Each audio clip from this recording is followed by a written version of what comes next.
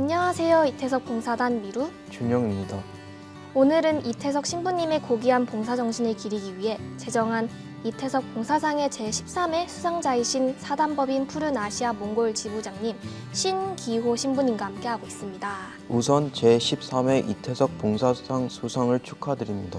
감사합니다. 소감 말씀 부탁드립니다. 이태석 신부님의 고귀한 봉사정신을 기리기 위해 제정된 이태석 봉사상을 받게 되어 제 개인의 영광을 넘어 제가 몸담고 있는 사단법인 푸른 아시아, 오기출 상임이사님을 비롯한 국적은 서로 다르지만 한마음 한뜻으로 세계 곳곳에서 활동하는 모든 활동가들에게 큰 영광이 되고 있습니다. 또 제 고향에서 주시는 상이라 더 의미 있는 상이라 생각하고요.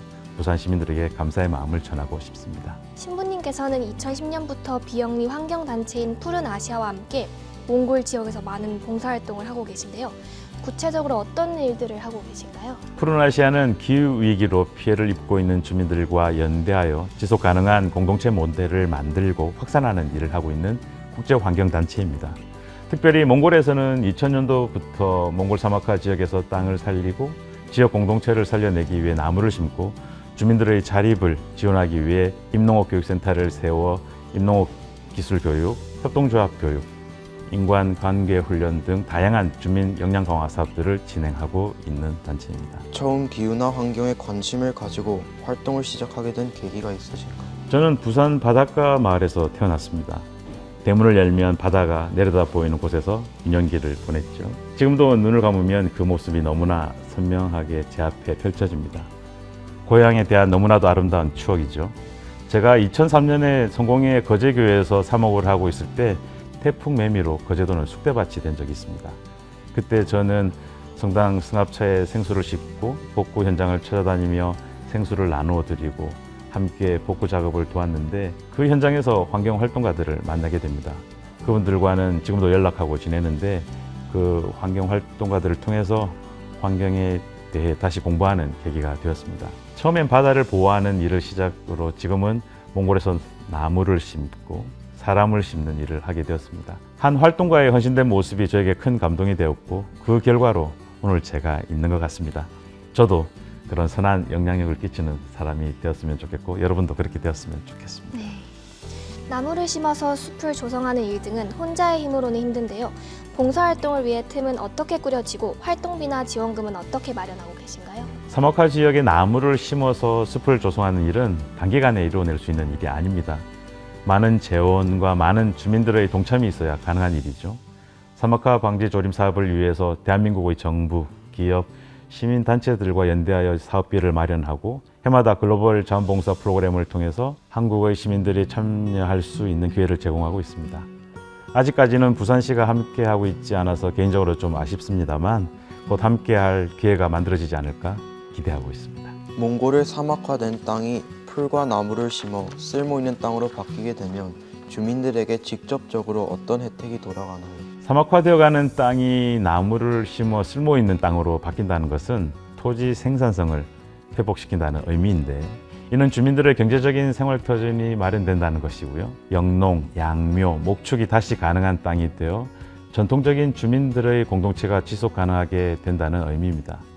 그 땅을 떠나지 않고 그들의 고향에서 영원히 잘 살아갈 수 있게 된다는 것이죠. 이 활동을 위해 몽골 지역 주민들과의 연대가 절대적으로 필요할 것 같은데 어떤가요? 그 부분이 제일 중요한 것 같습니다. 사막화된 지역을 살려내는 일은 결국 그 지역 주민 중심으로 이루어져야 지속 가능성이 담보된다고 생각해요. 누구보다 그 지역에 대한 애정이 있는 사람들이 한마음 한뜻으로 뭉쳐야 해낼 수 있는 일이라고 생각하고요.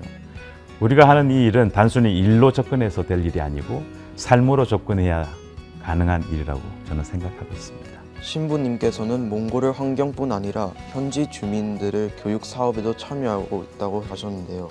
그 대상은 누구이고 교육은 어떤 형태로 이루어지는지 그리고 궁극적 목표는 무엇인지 궁금합니다. 푸른 아시아는 KTNG 복지재단의 지원으로 2017년도에 몽골 임농업교육센터를 운영하고 있습니다. 사막화 방지 조림 사업에 직접 참여하는 주민들의 역량 강화를 위해 전문화 교육, 주민 자립을 위한 협동조합 교육, 사업 컨설팅, 회계 교육 등을 다양한 실무 교육을 진행하고 있습니다. 또한 시민들을 대상으로 하는 환경 교육을 제공하고 있고요. 유치원생부터 대학생, 일반 성인에 이르기까지 다양한 연령층에 맞는 맞춤형 환경교육을 진행하고 있습니다.